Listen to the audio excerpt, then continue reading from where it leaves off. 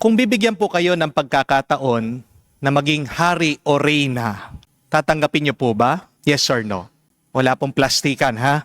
Yung totoo, of course. Siyempre, oo naman. Bakit hindi? Di po ba? Secretly, we want a better life. Deep down, we want power. We want royalty. Pero napakahirap po na maging hari at reyna. Alam niyo po ba, mas mataas pa ang tsansa mo na manalo sa loto kaysa sa maging hari at reyna? Bakit? Kasi po, pagdating sa loto, basta tumaya ka lang ng tumaya, tumataas ang tsansa mo na manalo. Hindi po ba? Pero ang pagiging hari at reyna, dapat ipanganak ka sa tamang pamilya. Minsan nga, kahit na sinilang ka na sa royal family, wala ka pa ring chance na maging hari at reyna. Di po ba?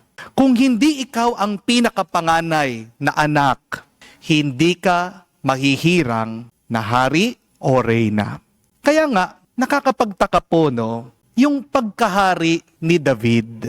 Isipin niyo po ito. Hindi naman pinanganak sa royal family si David. Pero siya'y naging hari ng bayan ng Israel. Ang tanong, paano siya naging hari? Ano ang ginawa niya para siya ay basbasan ng ganitong kapangyarihan ng Diyos? Ang sagot, ito po, pumatay siya.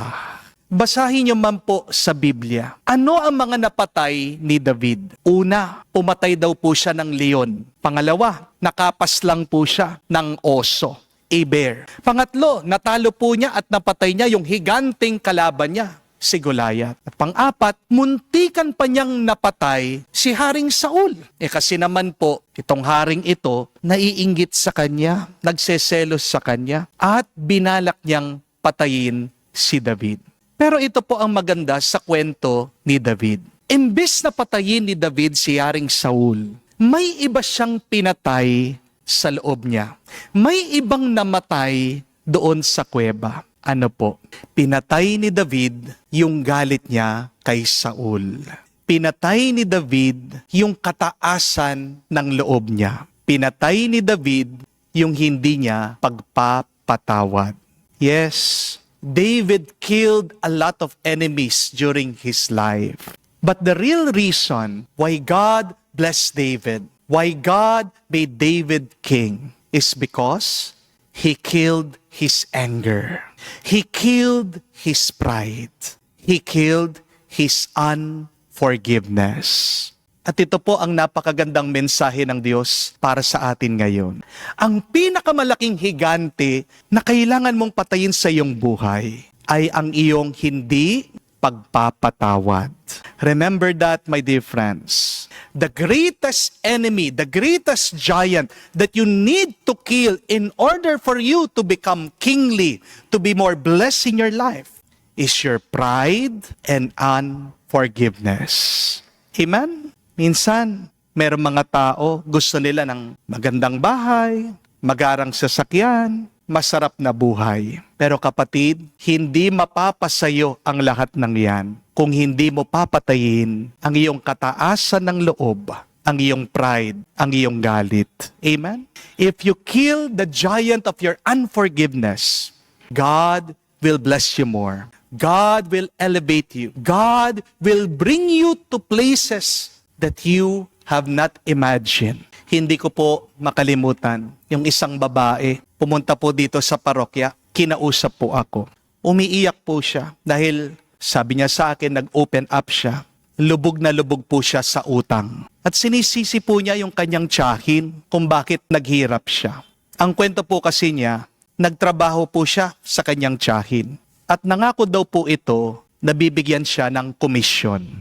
Sinipagan niya, binigay niya lahat ng the best niya, pero bandang huli, wala pong dumating na komisyon. Kakaunting pera lang. Nagtampo po itong babae. Nagtanim siya ng sakit ng loob sa kanyang tiyahin. At umalis po siya na hindi man sila nag-usap. Sabi ko po dito sa babae, bakit hindi mo subukan balikan ang iyong tiyahin? Mag-usap kayo ng mabuti. Sabihin mo yung nararamdaman mo. Baka ito ang paraan ng Diyos para magkaayos kayo. Pagkatapos ko pong pinagdasal, ito pong babae, umalis siya. At sinundan po niya yung payo ko. Ilang po linggo ang dumaan, nakita ko po ulit sa misa, ito pong babae. Nagsisimba siya, iba ng itsura niya. Nakangiti na siya. Pagkatapos po ng misa, nilapitan niya ako. Tuwang-tuwa. Ang sabi niya, Father, good news.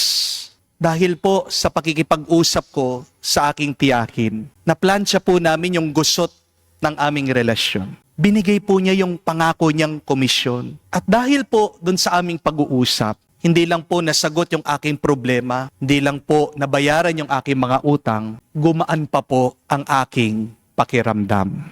Salamat po at pinagpayuhan niyo ako. Tingnan niyo na po, mga kapatid, dahil pinatay ang higanting galit sa kanyang puso.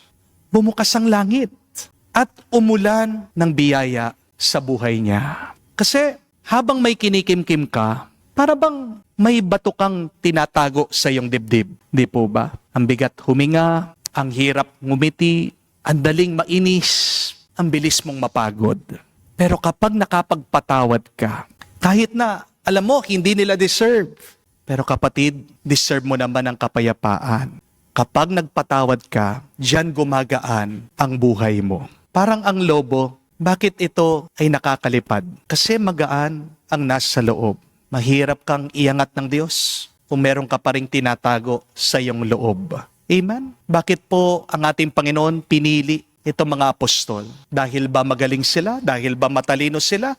Dahil ba mayaman sila? Dahil ba perpekto sila? Hindi. Kasalanan din sila mga tao. Pero gitna ng kanilang mga pagkukulang, palagi silang nakabukas sa Diyos. Yan ang hinahanap ng Diyos sa atin. Ang pagbubukas sa Kanya. And how do you open yourself up to God?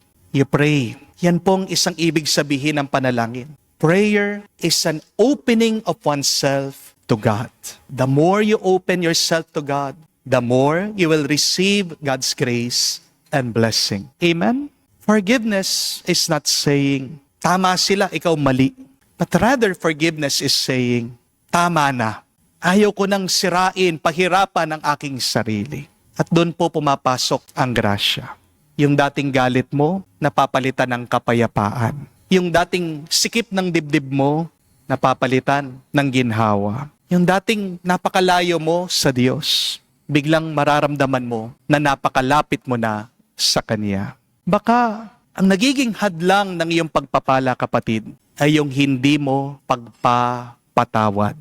Baka nakikita mo maliit ang grasya ng Diyos dahil baka may nakatakip, may balakid. Baka nandyan pa rin ang higanting pride mo, higanting galit mo, higanting hindi mo pagpapatawad. Remember that blessed people are forgiving people. Successful people know what to let go and what to hold on. Gusto mo magtagumpay, maging masaya at payapa sa iyong buhay? Umpisan mo. Patayin mo muna. Bitawan mo ang iyong higanting galit, hinanakit at hindi pagpapatawad. At humawak ka lang palagi sa kamay ng Diyos na may tiwala, pag-asa at pagmamahal.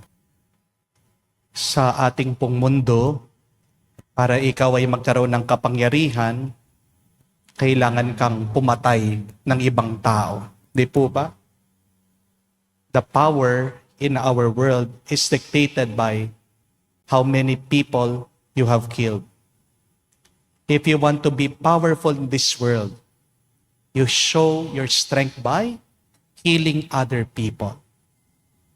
And yet, true power lies, true blessing lies when you try to kill something evil inside of you. Hindi ka may aangat ng Diyos. Hindi ka niya pagpapalain ng mas marami pa kung meron pang higante ng galit at kataasan ng loob sa iyo. So kill the giant of your pride, of your anger, of your unforgiveness. And just like David, you will become kingly. God will elevate you. God will bless you more. Ang kasabihan nga, ang galit ay parang umiinom ka ng lason. Pero inaasahan mo na yung iyong kaaway ay mamatay. Kaya nga pag ikaw ay galit, bulag ka.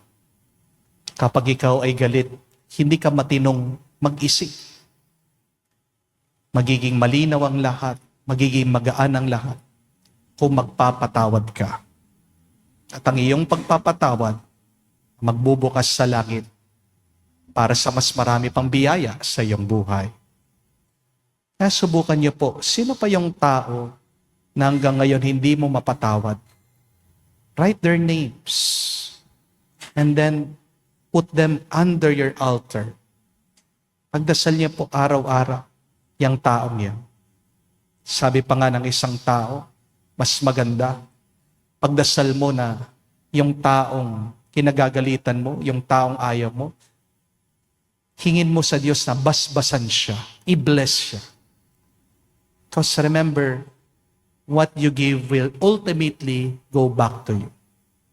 Kung anong binibigay mo, babalik sa'yo yan, mas marami pa.